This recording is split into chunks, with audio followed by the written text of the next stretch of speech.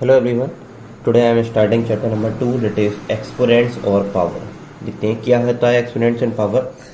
सबसे पहले first heading is also exponents और power. Chapter name is exponents and power and heading is also exponents और power. क्या होता है देखिए, the exponent tells how many times the base is multiply by itself. Means exponent जो होता है वो हमें बताता है कि बेस को खुद से कितनी बार मल्टीप्लाई करना है. ठीक है, एक्सपोनेंट हमें क्या बताता है, how many times the base is multiply by itself, कि बेस अपने आप से यानी खुद से कितनी बार मल्टीप्लाई हुआ. जैसे 2 की पावर 2. अब पहले तो ये सोचिए कि बेस क्या होता है, एक्सपोनेंट क्या होता है, पहले तो ये समझिए. जैसे लिखा है ये वाला एग्जांपल लिखते हैं 2 raise to the power 5.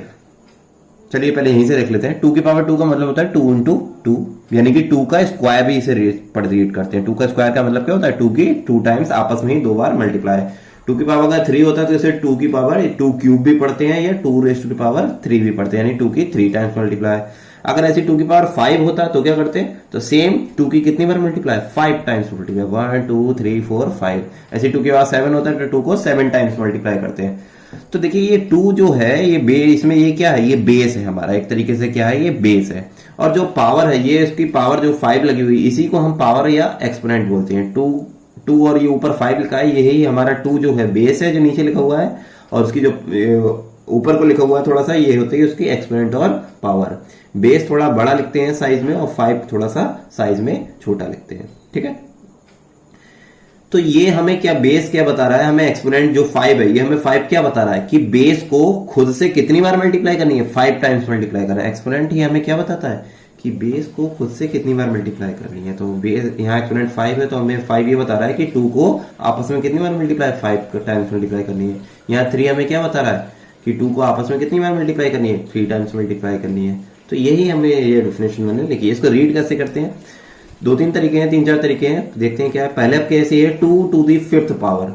2 to the 5th power, ये थोड़ा सा कम यूज करते हैं, बोलने में कम आता है, वो लिख सकते हैं. एक ये यूज करते 2 raise to the power 5. 2 raise to the power 5, या रीड करते हैं 2 to the power 5. 2 to the power 2 to the power 5 या 2 रेज़ टू दी पावर 5 या 2 टू दी 5th पावर. इस तरीके से हम इसको रीड करते हैं.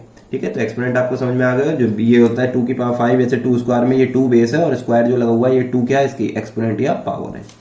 ठीक है, इसके बाद सबसे मोस्ट इंपॉर्टेंट चीज आई है, वो आपके यहाँ आपके लॉज ऑफ एक्सपोनेंट. ये आपके 9th में भी 10th में भी आगे हमेशा काम आएंगे, 8th में तो आगे ही आएंगे. मोस्ट इंपॉर्टेंट है.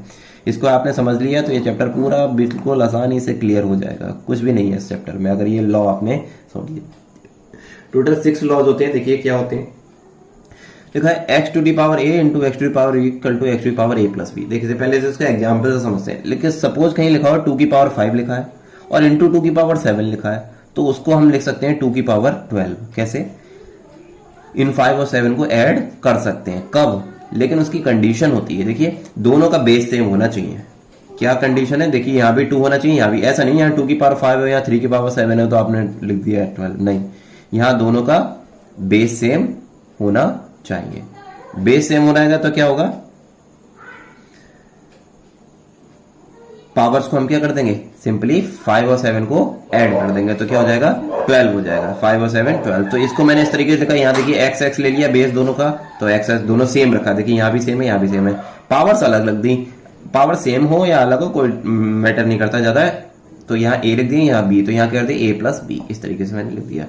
दूसरी ऐसी है, डिवाइड का केस है. एक्स की पावर a है, एक्स की पावर b, यानी कि 2 की पावर 9 डिवाइडेड बाय अगर लिखा हो 2 की पावर 5, या डिवाइड को हमें अपॉन भी करके लिखते हैं ना, 2 की पावर 9 या डिवाइडेड बाय 25 नहीं, ये 2 की पावर 5 है. याद रखिए 2 की पावर 5 लिखा हो तो क्या हो जाता है, पावर्स आपस में क्या हो जाती हैं, माइनस हो जाती हैं. तो 2 की पावर 9 माइनस 5 हो गया 2 की पावर 4. ऐसे ही यहाँ पे भी पावर्स माइनस हो जाएंगे. तो एक्स की पावर a माइनस एक्स की पावर b क्या हुआ, एक्स की पावर a माइनस b हुआ. तीसरा है, पावर्स के ऊपर जब पावर लगी होती है, एक्स की पावर a है और उसकी होल पावर फिर से b लगी हुई है. जैसे कि 2 की पावर 5 ये पहले से है और उसकी होल पावर ब्रैकेट लगा के फिर से 7 लगा दिए, तो क्या करते हैं, तो उस केस में पावर्स आपस में मल्टीप्लाई हो जाती है. ध्यान रखना, ऐड नहीं होती है, मल्टीप्लाई होती है. तो ये 7 5 जा 35 हो जाएगी. यानी कि अगर पावर के ऊपर पावर लगी हुई है तो पावर्स आपस में मल्टीप्लाई हो जाएंगी, यानी कि 2 की पावर 35 हो जाएगा.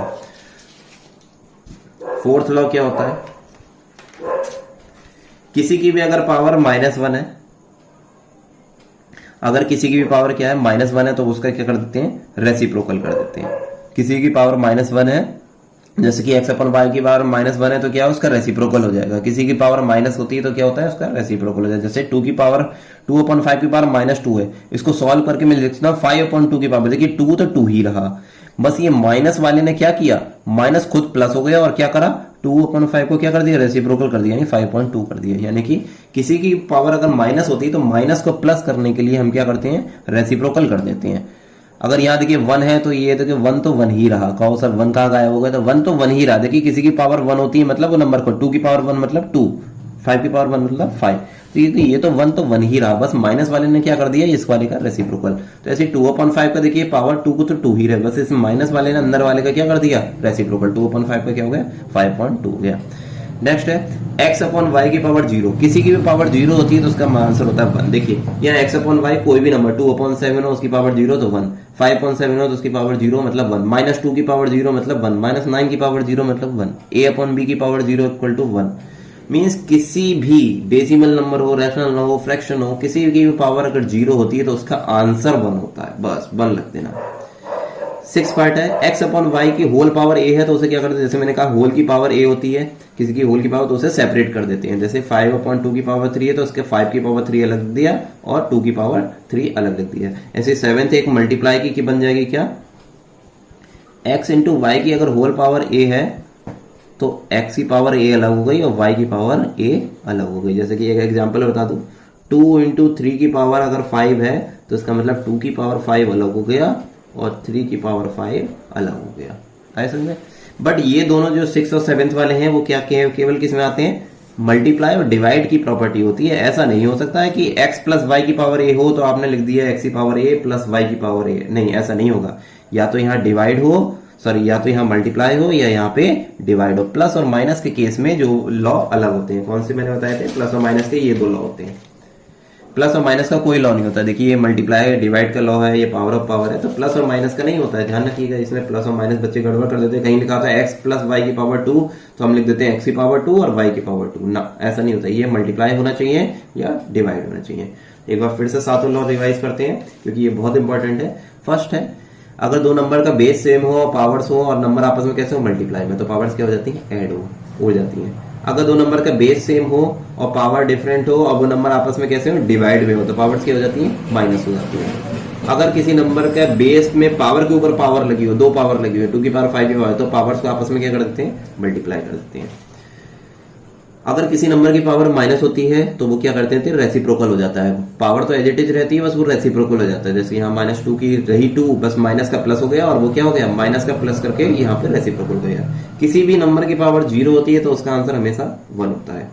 यहाँ क्या लिखा है, अगर दो नंबर डिवाइड में उसकी कंबाइन करके पावर दे रखी है तो उसे हम सेपरेट करके लिख सकते हैं, x की पावर a y की पावर a, ठीक है। यहाँ अगर किसी नंबर दो नंबर मल्टीप्लाई में है और उसकी कंबाइन करके पावर दे रखी है तो उसको सेपरेट कर दे, ब्रेक कर सकते हैं। यहाँ x की पावर a अलग, y की पावर a, बट ध्यान रखना यहाँ प्लस और माइनस के केस में ऐसा नहीं होगा, ठीक है। तो ये हमारे 7 लॉ है जो मोस्ट इंपॉर्टेंट है, इसी के बेस पे आगे हम क्वेश्चन सॉल्व करेंगे।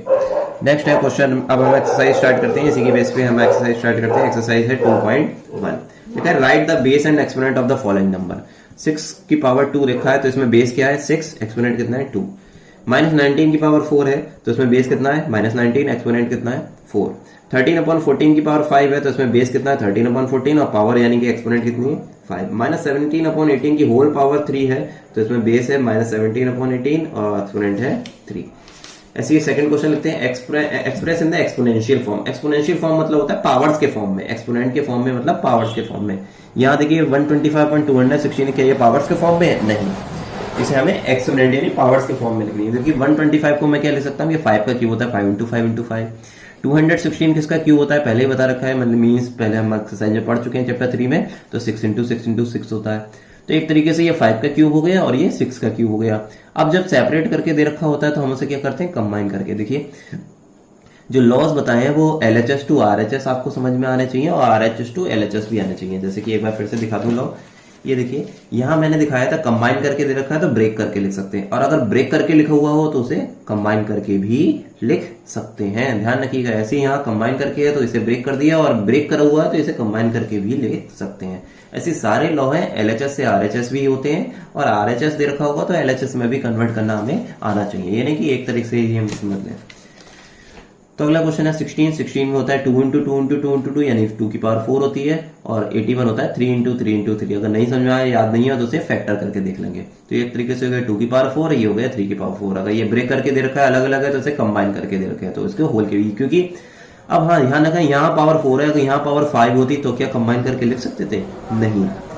यहाँ भी पावर 4 है तो यहाँ भी पावर 4 है, तो हमने इसे कंबाइन करके लिख सकते हैं।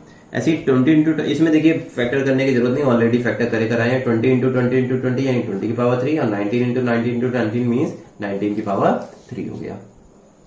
ठीक है, तो 20/19 इसे अलग करके है, इसे कंबाइन करके लिखा 20/19 की पावर 3 हो गया।